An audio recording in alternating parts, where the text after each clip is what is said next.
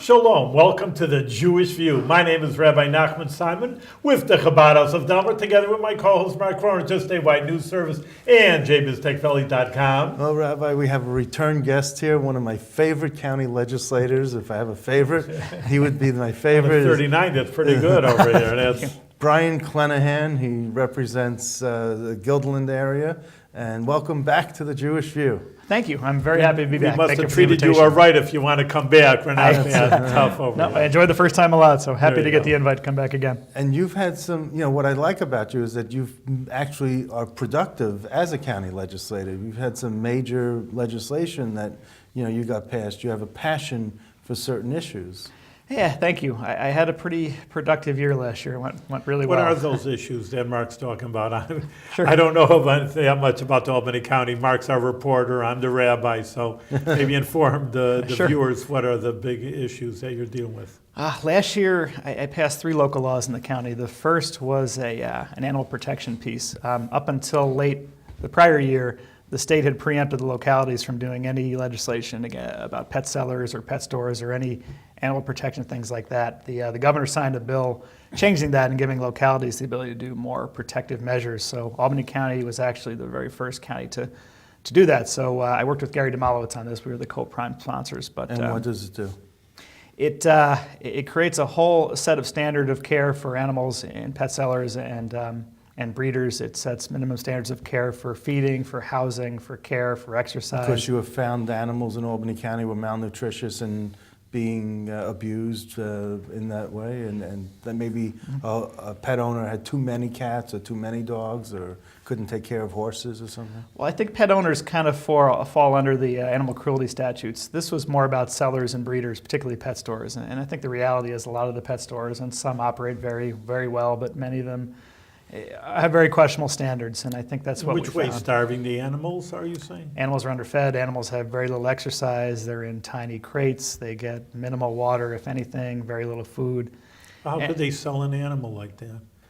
I mean, it's like cutting off their noses. I mean, if someone sees a emaciated dog, who's going to buy it? I think it's hard to say it when they're puppies that they all look relatively healthy, but certainly that's been an issue with some pet stores. I think even greater issues with breeders, and there's been problems throughout the country and throughout New York about breeders and the conditions under which they keep the animals, under which they breed the animals. And I spoke about this on the floor, just my own personal experience. My family's had a little Bichon for 8 years now, and she unfortunately came from a breeder. We thought it was a reputable breeder. We found out later it was a breeder for a real reputation for being a puppy mill, and this poor animal she's lovely. You love her if you met her, but she's had any number of illnesses, any number of issues, allergies. From the beginning, you mean? Yeah, we did some research, and a lot of the issues that she's had are related to overbreeding, which is so common with these breeders. And the Bichon Frise is a very expensive dog. They're not cheap.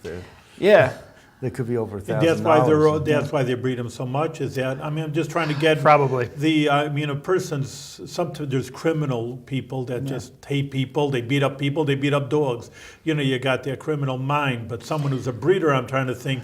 Hey man, you're in the business. You're trying to make money. You're not. Yeah, I think there are some great breeders and truly reputable breeders, but I think many of them are just in it for the business and just in it to make money and don't care about the conditions of the animals. And there's not a lot of recourse after you buy a pet, so they don't hear from people later who've had problems with the animal. So our approach with the local law was really to try to get this up front and do minimum standards of care, punishments for the breeders if they don't do that, and to really get the county involved on a real basis. The reality was the state had the ability to do these inspections and type of things earlier, but as we found out, this area fell under the State Department of Ag and Markets, and they had, I don't remember the exact number, but something like 5 inspectors for the entire state. So the likelihood of these terrible breeders being inspected was very small. But now, on a local county basis, we can really make a big difference. So the county doesn't have an ag and market. So is it the health department who sends someone out, or who does it? Health department is going to oversee the program. We're kind of figuring out how to implement it now. I'm hoping to have the sheriff involved, and also to work with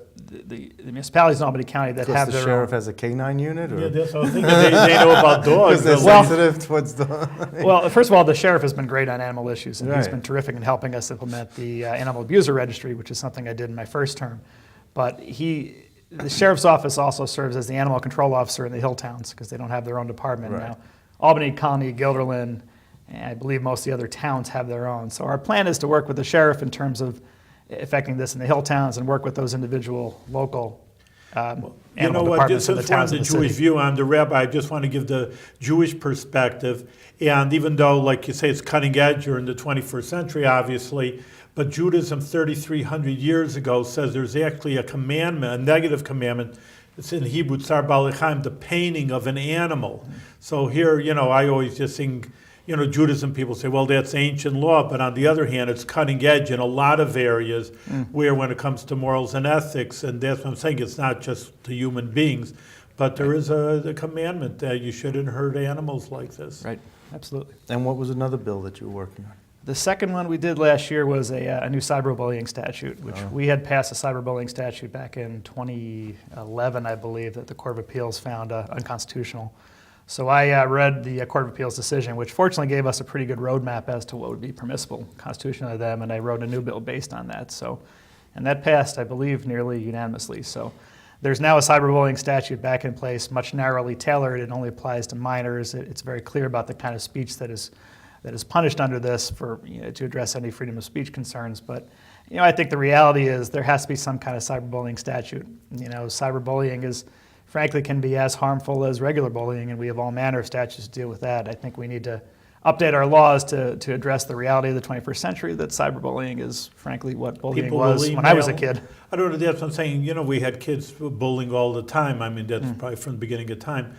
But on the other hand, what exactly is it? What, someone on the email saying you're an idiot? Or, I don't even know what it is. Keep it clean, bro. Yeah. I won't use examples. I think what we tailored it was, and based on the Court of Appeals concerns, we tailored it to sexually explicit things, Really? Images, real hate speech type of things, real attacks on character in terms of morality, And it gets over to all their friends, meaning right. like on the Facebook or something, then it gets... Right. That would be part of the crime, would be a mass publication of it over a period. So it's a period of conduct, and I think that was another concern the Court of Appeals had. It would be overbroad if it was just one act, but we tailored it so it applies to a series of acts of hate speech or real speech without any value, in terms of constitutionally speaking. Oh, good. And the third bill, you said you had three. Third one was a Toxic Toy Act. Oh, So okay. there's been a toxic toy... I thought that was your bill. That was mine, yeah. Okay. There's been a Toxic Toy Act in the state legislature for many years now. It's passed the assembly, 7 or 8 times. It never passes the Senate. What we decided to do is on a local level do something a little bit more finely honed. The state bill is complicated. It bans toys and children's products with certain chemicals, but it also has a clearinghouse for chemicals to be added and subtracted later based on analysis by the Department of Health. What we decided to do on the county level is just to basically do a straight ban on any children's products that contain some of the most harmful chemicals, like cadmium, arsenic, lead, things like that. Like a doll or something that a kid will put in their mouth? Yeah, any kind of toy or any kind of children's product, really. So what we found were a lot of the things, and the Advocates Clean and Healthy New York did a lot of work on this and actually went to Albany County store shelves to see what kind of products were out there, and they found a lot of jewelry type of things, a lot of keychain type of things, a few other types of toys had cadmium, mercury, lead, all kinds of harmful Because chemicals. the stuff with food, is this mainly from China? Did you find out? That's exactly what I was thinking. I was thinking exactly the I same think thing. unfortunately it was a lot of products made in China. Because I know there was food products that they found that there was Yeah. bad things in the food, so I'm just thinking I think we found a lot of products. A lot of third world. So are these cheaper chemicals, and it's a cheaper way to make the product by using these chemicals? Why would they even think of, cadmium, I think of a battery. Right. I think of lead as being maybe in the 60s paint-based, Right. But we all know that lead is not good for you. It slows cognitive growth and all that. But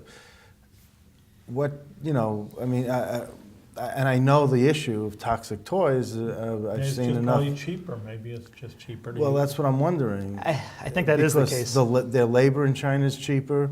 now they want the product themselves of the way they manufacture the products to be cheaper.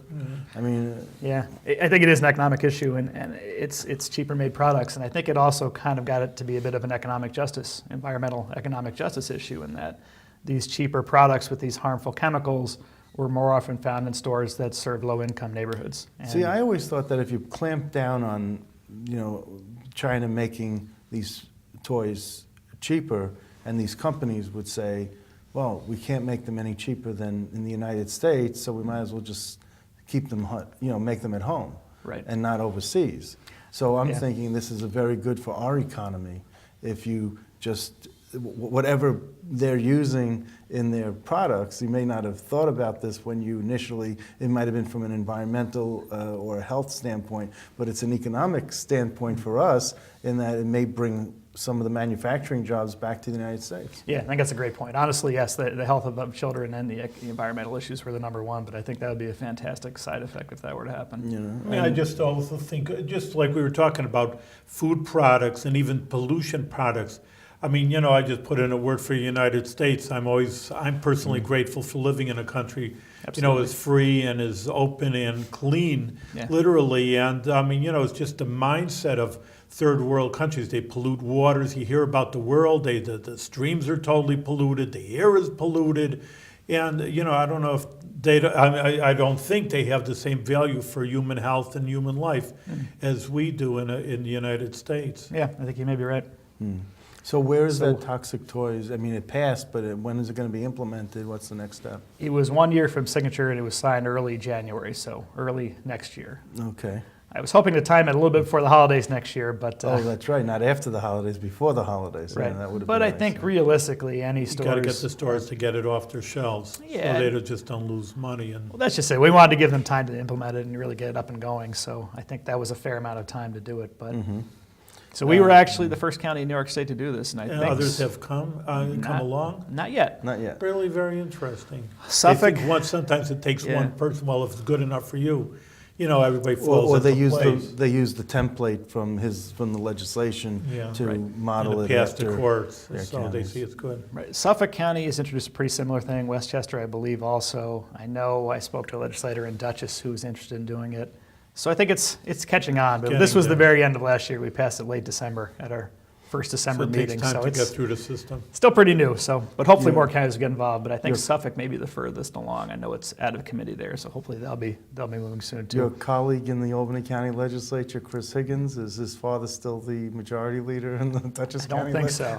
No, I don't think so. Actually, That's flipped- could be your in, right? No, I think that flipped parties actually. They flip parties. I think so. Well, he's not in there. Right. Okay. But so I think we did acknowledge that this was our primary Yeah. goal was to keep Albany County residents safe and keep kids safe in Albany Okay, County. so- Obviously, it's a little bit difficult if you have other counties who have these products, and I think our real long-term goal would be to kind of force a statewide bill. And if there's a patchwork of counties that are doing this, I think it makes the likelihood of a statewide bill greater. So hopefully that's the long-term goal. I wanted to ask you about downsizing the legislature. How do you stand on that? What are your feelings? What are your thoughts? I support it. I think that there are cases to be made against it, and I don't want to downsize too much, but I think a reasonable downsize from 39 to say 29 or maybe 25 would be reasonable. You don't want districts that are too small. When the districts are too big or bigger, you have two problems there. It's a little harder to represent the people because you have that many more constituents, and two, when you have to run in a district that's fairly large, you have to raise more money, and I don't think anybody wants to see more money come into these races. Our districts right now are 7,500 to 8,000. They're pretty compact. And the reality is with a district of that size or a district of up to, say, 10,000, you can get to know your constituents pretty well. You can know most of the folks. And you can run a campaign that's grassroots based. You don't need a ton of money. You can walk your district. You can work pretty hard. So I'm in favor of downsizing to a pretty reasonable degree. I think I've heard numbers out there to downsize to 15 or something like that. Yeah, but I think that's too 29 much. But 29 is what I think is what everyone's going to agree upon, but it won't take effect till 2023. Right. Per the state law, and I think there's some debate on this, but my understanding is we can't do a redistrict except based on a census. Right. So we would have to wait till the next census came out. the first time we'll stand for election or re-election after the next census comes out is 2023, so that'd be the plan then. But And you would be in your third or fourth term by then, and we'll see. you know.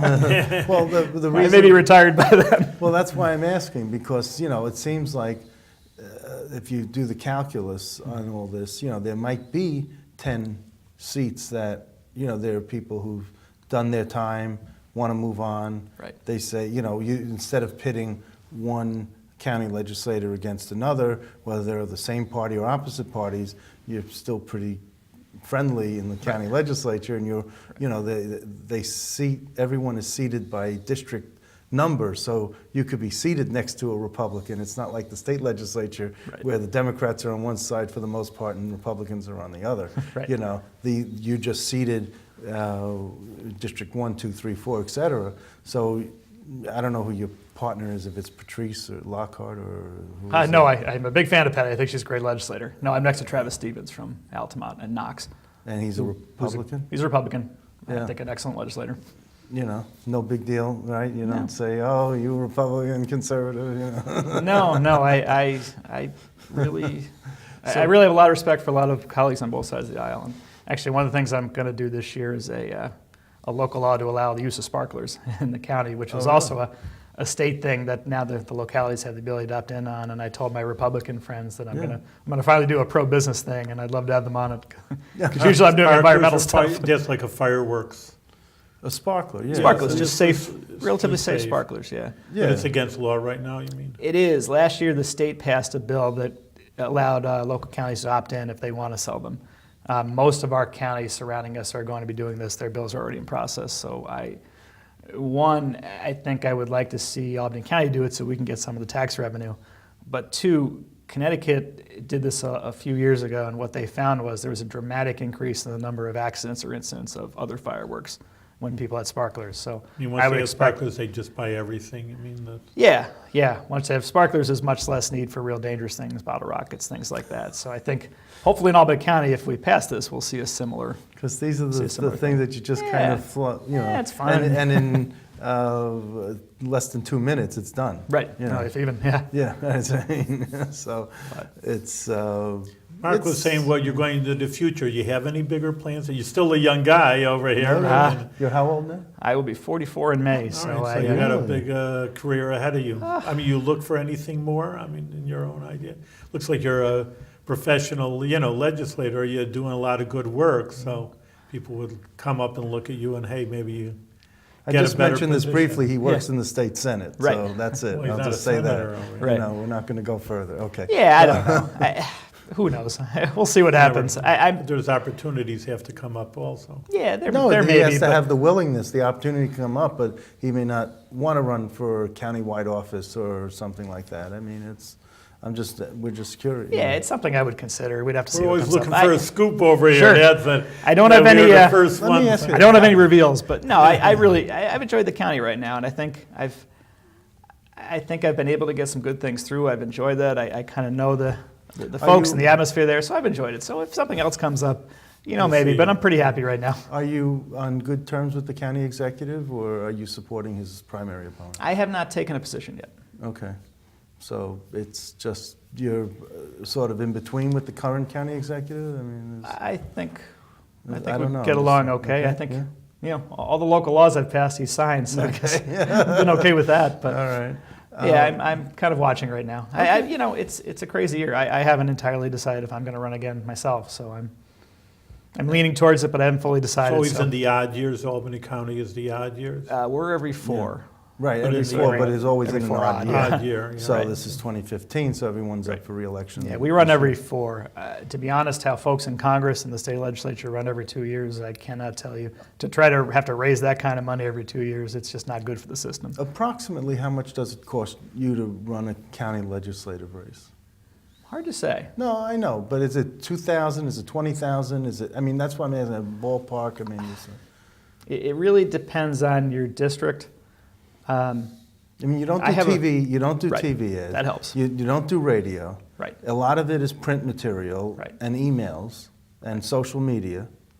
So, and buying a lot of pairs of shoes because it's a Sure. grassroots campaign, it's a Right. shoe leather campaign. So I'm just curious. I mean, do you do fundraisers or does it come out of your own pocket or? I have in election years, and if I decide to run again, I'll probably do a couple this year. It depends kind of on the district. You know, I'm in Guilderland. Right.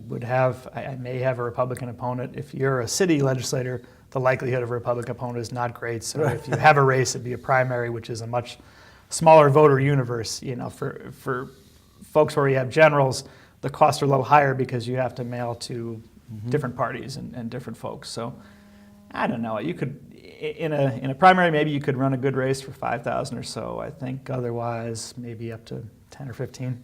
Okay. I don't know if you need to go beyond that. You can run a very competitive race with that. With but- 15,000. Yeah, but your mailing costs you have to worry about. You got to do a lot of signs. Right. So that's why I'm asking Yeah. approximately so the viewers know whether they want to, what they want to do, you know, Right. if they want to run it. Run against Bryan over here? You know, Well, he doesn't want the you know, competition. over Well, here. because in the city of Albany, I used to get candidates to run against the Democrats all the time. And yeah, and they were very, you know, they were basically running as a distraction so the incumbent doesn't give his resources to other more challenging races. So you keep the Democrats busy, and then you go ahead and and the others have to fend for themselves without the support of the others. So, you know, I think that we need a two-party system, and I think that it's important not just to have, you know, like the Albany Common Council where you only have, you know, one party and they don't have a minority leader. Yeah, you know, in the suburbs, it's like a multi-party system because obviously Democrats and Republicans, but independents, conservative, to a lesser degree, working families, and to probably an equal degree, green, are all factors in the suburbs. Well, I think the Albany County, you know, Rich Mendick is a conservative, Right. enrolled conservative, but he sits with the Republicans. Don't you have an independence party guy from Cohoes, or you used to have someone from Cohoes that was? I think Sean Morse was actually An independence party? And he changed to Democrat. To Yeah, I believe he Democrat. was elected on the independence line. Okay, so that was, you know, Okay. so they do have other issues, you know. Yeah, and I've always run every time with the Independence Party, and they've been. I think they're a great force. I think they Yeah, really. but you're an enrolled Yes. Democrat, Yep. so, you know, you just pick up the other, do you have a working families I party had working line, or- families last time. You don't do conservative party, right? No, that's not your thing. Okay. I'm not sure I'm their thing. Well, okay, you know, but no, I have a lot of respect for the county chair, but for the for conservative, staff, the but- Conservative Party says to you when you go in to ask for their endorsement, are you going to take another line like a working families party or whatever? And if you say yes to that, then they don't endorse you. They don't want you to have, you know, the more liberal leanings and be endorsed by parties that are more liberal. So that's one of the things that but they do endorse a lot of Democrats, which is Right. why I've asked you if you, Right. you know, and people who have ideologies that are against conservative principles, but because of politics, as it is a political party, Sure. Richie Stack, who's the county Conservative Party chairman, does endorse Democrats who don't necessarily agree with the Conservative Party. He just does it for whatever reason, other reasons. Right. Another interesting thing is the Green Party, because Yeah. the Green Party, based on the strong showing in last year's governor's race, they're going to be the fourth ballot line, but they will not endorse anyone not in the Green Party. The other third parties endorse major party candidates who, you know, hold their values, but the Greens are pretty pure that way. So that's going to be an interesting thing. That's going to be the fourth ballot line, and they're probably not going to endorse too many local people. Yeah, your district has which neighborhoods? I'm Westmere and Guilderland, so I'm Okay. right So about you're- the ramp to get on the Northway west to 155 Right, and 20. and you're down to the border line by the SUNY campus, or? That's McCownville. That's one over. That's McCownville, so that's I Mary stop Lou. right at Stuyvesant Plaza. Oh, okay, so by Fuller Road? Right. Okay. And have you been to Shopper's House yet? Sure. Oh, okay, Sure. good. Old Big. and new. Oh, then, Sure. okay. So because, is that part of your district, or is that Mary Lou? That's Mary Lou. That's Mary That's Lou. Mary Lou It's right on the County, border, that's why I'm asking, Yeah. yeah, so. But no, I have been there. I mean, the new place looks phenomenal. Yeah, yeah. Not that new anymore, 'cause it's been there about 5 years, right? Yeah, you're exactly, right. Yeah. exactly. Well, it's Relatively new. new to some. Compared to all these synagogues are 100 years old Right. in the capital district. So, do you hope that your district change? Do you like the compactness of your district, or do you, think that there should be, if they do downsize to 29, where should your district expand to?